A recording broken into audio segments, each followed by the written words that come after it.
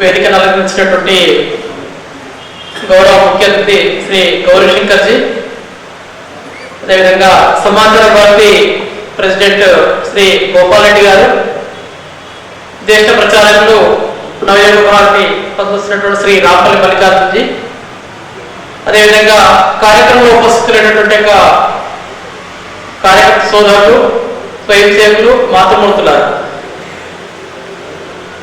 ప్రారంభంలోనే శ్రీ గౌరీశంకర్ జీ సంఘం యొక్క ప్రస్థానానికి సంబంధించినటువంటి అనేక ముఖ్యమైనటువంటి కీలక విషయాలైనటువంటి కూడా మన ముందు విశదపరిచారు.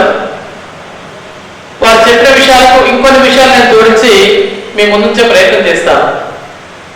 సంఘ 1920లో పూజిన డాక్టర్ జీ ప్రారంభం చేసినప్పుడు ఒక 5 కిషోర వయస్సుతో, అంటే 9-10 తరగతి చదివేటువంటి వయసు ఉన్నటువంటి వాళ్ళతో సంఘ శాఖ ప్రారంభం చేశారు. అప్పుడందరూ కూడా ఈ 5-10 మంది ఉన్నటువంటి చిన్న వయసు ఉన్నటువంటి వాళ్ళతో ఏమవుతుంది అని అందరూ కూడా ఆలోచించేవారు, నవ్వుకునేవారట. అందుకే సంఘ పని 5-10 మంది విద్యార్థుల నుంచి, ఆ కిషోర యువకుల నుంచి మొదలు పెడితే ఈరోజు అనేక వేలాది మంది, లక్షలాది మంది స్వయం సేవకులు దేశవ్యాప్తంగా, ప్రపంచవ్యాప్తంగా సంఘ యొక్క సిద్ధాంతం తీసుకుని ముందుకు వెళ్తున్నారు. ఒక రకంగా ఉపేక్షను, విరోధమును దాటి అనుకూలత నుంచి అనుసరతకి సంఘ యొక్క ప్రస్థానం కొనసాగుతూ వస్తుంది. ఇప్పుడు సంఘ ప్రారంభమైన డాక్టర్ జీ 1940 లోపల స్వర్గస్థులే కన్నా ముందు అప్పుడున్నటువంటి నాగపూర్లో జరుగుతున్నటువంటి తృతీయ వర్షానికి చివరిగా శిక్షార్థులందరితో మాట్లాడడం కోసం వారు వెళ్ళారట. అక్కడ శిక్షావర్గంలో అక్కడ వచ్చినటువంటి స్వయం సేవకులందరూ కూడా ఉద్దేశించి మాట్లాడుతూ, ఇప్పుడు నేను ఒక సూక్ష్మ భారతదేశాన్ని చూస్తున్నాను అని చెప్పి అన్నారట. ఆ 1970లో జరిగినటువంటి ఆ శిక్షణ శిబిరానికి దేశం మొత్తం నుంచి అన్ని ప్రాంతాల నుంచి అక్కడ ఉపస్థితులై ఉన్నారు. అంటే 1920లో కూడా సంఘాన్ని ప్రారంభం చేస్తే 1940 వరకు, అంటే ఆ 17 సంవత్సరాల లోపల దేశంలో ఉన్నటువంటి అనేక ప్రాంతాల్లోకి, అన్ని ప్రాంతాలకి సంఘం విస్తరించింది. అన్ని ప్రాంతాల నుంచి కూడా అక్కడ శిక్షణ పొందడం కోసం వచ్చారు. అంటే ఒక రకంగా డాక్టర్ జీ పరిశ్రమ ఏదైతుందో దానికి ఉదాహరణగా మనం చెప్పుకోవచ్చు. అలా డాక్టర్ జీ శ్రమించి సంఘాన్ని దేశంలో అన్ని ప్రాంతాల్లో తీసుకెళ్లారు. ఆ తర్వాత పూజనీయ గురూజీ, బాలాసాహెబ్ దేవరజీ, రజ్జుపాయజీ, ఇలా వారి పూజనీయ సత్సంగ చదువుతున్న సమయం లోపల దేశం మొత్తం లోపల, అదేవిధంగా రజ్జుపాయజీ సమయం లోపల ప్రపంచవ్యాప్తంగా ఉన్నటువంటి అనేక దేశాలలో కూడా సంఘం యొక్క ఒక సంస్థాగతంగా విస్తరిస్తూ వచ్చింది. ఇదే సమయంలో సంఘం ఒక 3 నిషేధాలను కూడా ఎదుర్కొంది. అప్పుడున్నటువంటి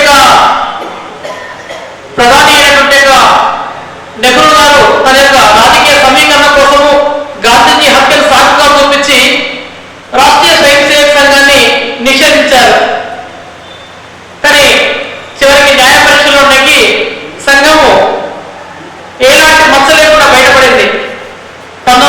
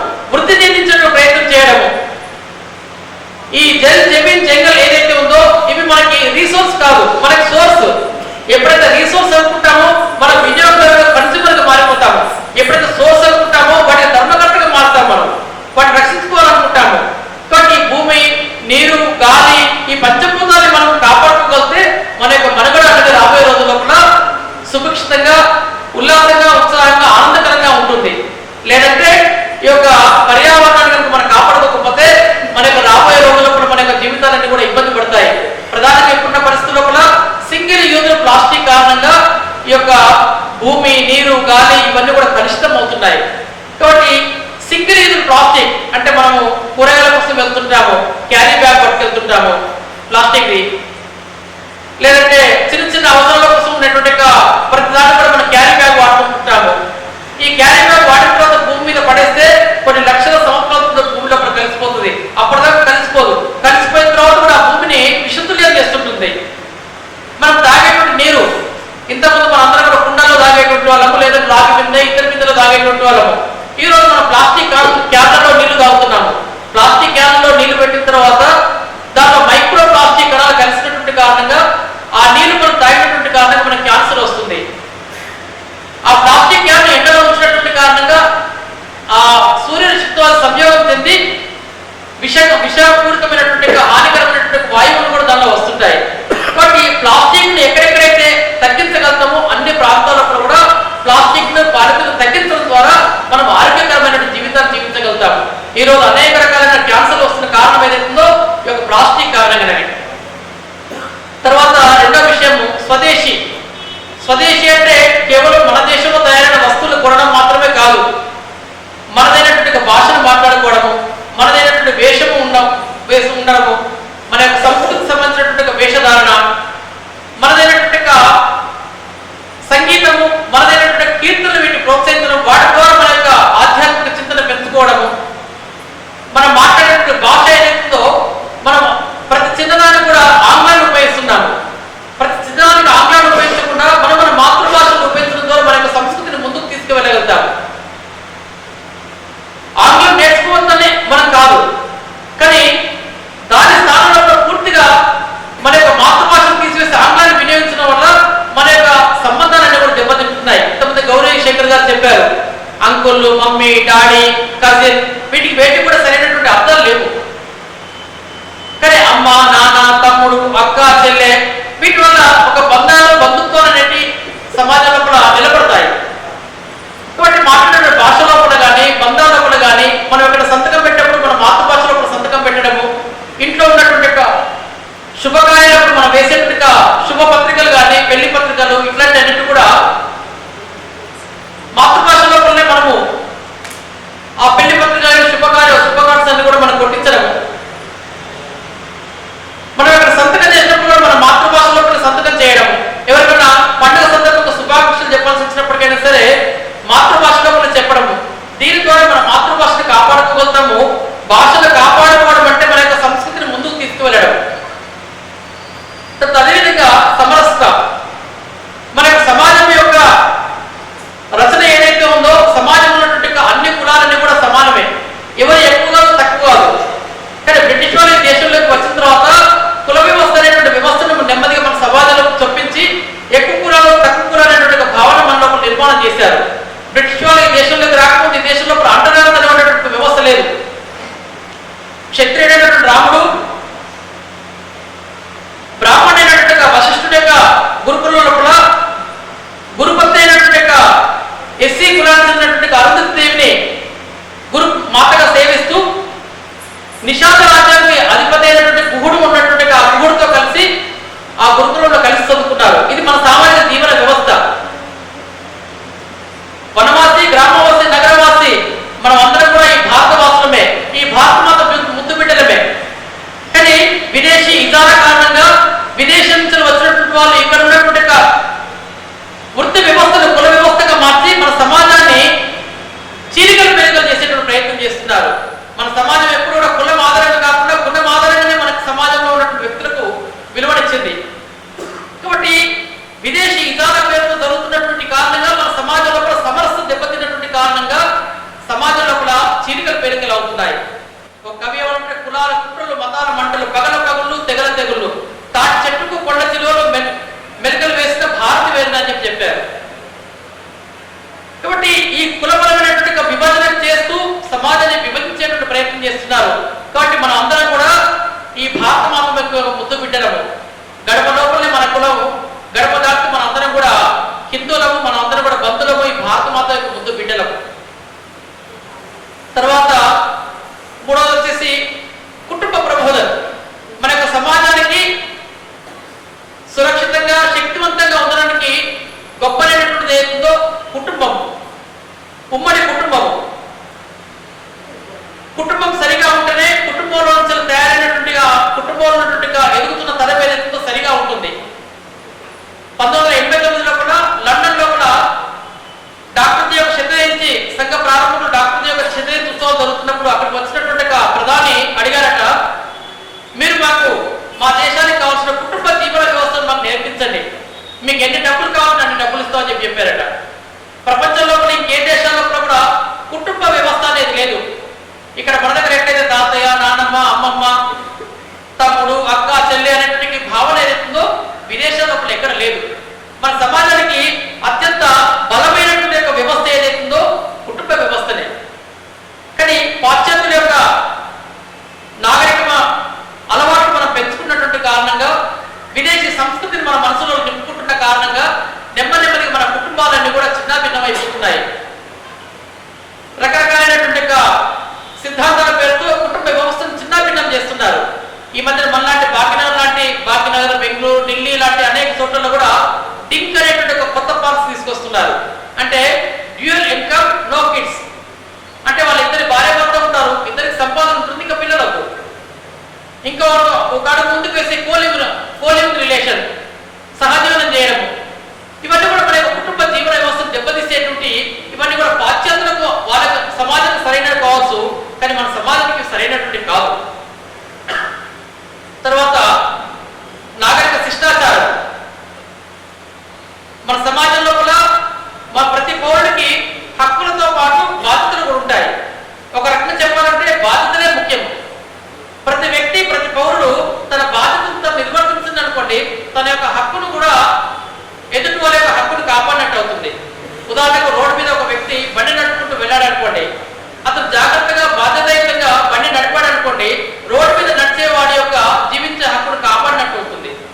రోడ్డు మీద నడిచేటువంటి వాడు, రోడ్డు మీద ఉన్నటువంటి వాడు తన బాధ్యతాయుతంగా అటు ఇటు చూస్తూ నడిచిందనుకోండి, తన యొక్క కుటుంబాన్ని జీవించే హక్కును, తన కుటుంబానికి ఇబ్బంది పాలకాకుండా చూసేటువంటి హక్కును కాపాడిన వాడవుతాడు. ప్రతి పౌరుడు తను చేసే ప్రతి పని లోపల బాధ్యతాయుతంగా పనిచేస్తుంటే తన మీద ఆధారపడినటువంటి వాళ్ళ యొక్క తన చుట్టుపక్కల ఉన్నటువంటి హక్కుల్ని కాపాడిన వాళ్ళు అవుతారు. కాబట్టి మన సమాజంలో కూడా, మన యొక్క ధర్మం లోపల ఎప్పుడు కూడా బాధ్యతలు తప్ప హక్కులు లేవు. బాధ్యతల పేరుతో ఉన్నటువంటిది వ్యవస్థ మన యొక్క ధార్మిక జీవన వ్యవస్థ. కానీ హక్కుల పేరుతో మన సమాజంలో కూడా వచ్చినటువంటిది పాశ్చాత్యుల యొక్క జీవన శైలి. పాశ్చాత్య సమాజంలో కూడా స్ట్రగుల్ ఫర్ ఎగ్జిస్టెన్స్ అంటే జీవించడం కోసం పోరాటం అంటారు. ఇప్పుడు ఎక్కడ బస్ ఎక్కాలనుకోండి, అందరూ క్యూ లైన్ లో వస్తుంటుంటారు. అది ఎందుకు? నేను ముందు వెళ్ళాలంటే నేను ముందు వెళ్ళాలి. ఇది పాశ్చాత్యుల యొక్క జీవన శైలి, ఇది స్ట్రగుల్ ఫర్ ఎగ్జిస్టెన్స్. కానీ మన యొక్క హిందూ జీవన శైలి ఏదైతుందో లివ్ అండ్ లెట్ లివ్, నువ్వు జీవించు, ఇంకోటి జీవించు. అంటే తన క్యూలో ఉన్నప్పుడు తనకన్నా పెద్దవాళ్ళు అనుకోండి, మీరు ముందు వెళ్ళండి, లేదంటే పిల్లలు అనుకోండి, వాళ్ళు నెమ్మది ముందుకు తీసుకువెళ్ళడం. ఇది మన యొక్క హిందూ జీవన శైలి. కాబట్టి ప్రతి పౌరుడు కూడా తన చుట్టూ ఉన్న సమాజానికి తన యొక్క హక్కు కాకుండా తన యొక్క బాధ్యతను సరిగా నిర్వర్తిస్తుంటుంటే మిగతా చుట్టుపక్కల ఉన్నటువంటి వాళ్ళ యొక్క హక్కుల్ని కాపాడిన వాళ్ళు అవుతారు. విదేశీ సంస్కృతిలో కూడా మహిళల్ని వాళ్ళు కేవలం కోరికలు తెచ్చే భోగ వస్తువులాగా చూస్తారు, కానీ మన దగ్గర ఒక తల్లిలాగా చూస్తుంటాం. అందుకోసం మన దగ్గర శ్లోకం కూడా ఉంది, మాతృత్పరదారేష పరద్రవ్యాన్ని లోష్టం ఆత్మవత్ సర్వభూతేషు అని. అంటే పరాయి స్త్రీ తల్లితో సమానం అని చెప్పేసి, పరాయి సొమ్ము మట్టితో సమానం అని చెప్పేసి, అందరి సమాజంలో అందరి ఉన్నటువంటి ఆత్మ ఒకటి అని చెప్పేసి. నెమ్మదిగా పాశ్చాత్యుల యొక్క జీవన శైలిని మనం అలవాటు చేసుకున్నటువంటి కారణంగా మన సంస్కృతి దూరంగా వెళ్ళిపోతున్న కారణంగా మనకి అనేక రకాల సమస్యలు ఇవన్నీ వస్తున్నాయి. కాబట్టి ఈ సమస్యల నుంచి మనం దూరం వెళ్ళాలి. మన సమాజాన్ని తిరిగి శక్తివంతంగా ఒక సుదృఢమైన సమాజాన్ని నిర్మాణం చేసుకోవాలనుకుంటే ఈ పంచ పరివర్తన ఏదైతుందో దీన్ని మన సమాజంలో కూడా మనం అనుసరించినట్టు చేయాలి. ఒకటి పర్యావరణము, రెండు స్వదేశీ, సమరసత, కుటుంబ ప్రబోధనలు, నాగరిక శిష్టాచారం. ఏ విధంగా అయితే మనిషి జీవించడం కోసము పంచ ప్రాణాలు అని చెప్పేసి అనుకుంటామో, ఇప్పుడు ఈ సామాజిక పరివర్తన కోసం కూడా ఈ పంచ ప్రాణాలు ఉన్నటువంటి 5 విషయాన్ని మనం అందరం కూడా ఆకలింపజేసుకుని నా వ్యక్తిగత జీవితంలో కూడా నేను వీటిని పాటిస్తాను, నా చుట్టుపక్కల ఉన్నటువంటి వాళ్ళతో కూడా ఈ 5 విషయాలను ఆచరింపజేసే ప్రయత్నం చేస్తానని చెప్పి మనందరం కూడా సంకల్పం తీసుకుని తీసుకొని సంఘ ఈ 100 సంవత్సరాల సందర్భంగా ఈ శతవసంతర యాత్ర లోపల సంఘం ఏ సామాజిక పరివర్తన కోసం అయితే సంకల్పం తీసుకుందో ఆ సంకల్పం కోసం కూడా మనందరం కూడా తల ఒక చేయి వేసి ఈ సంకల్పాన్ని ముందుకు తీసుకువెళ్ళి విజయవంతమైన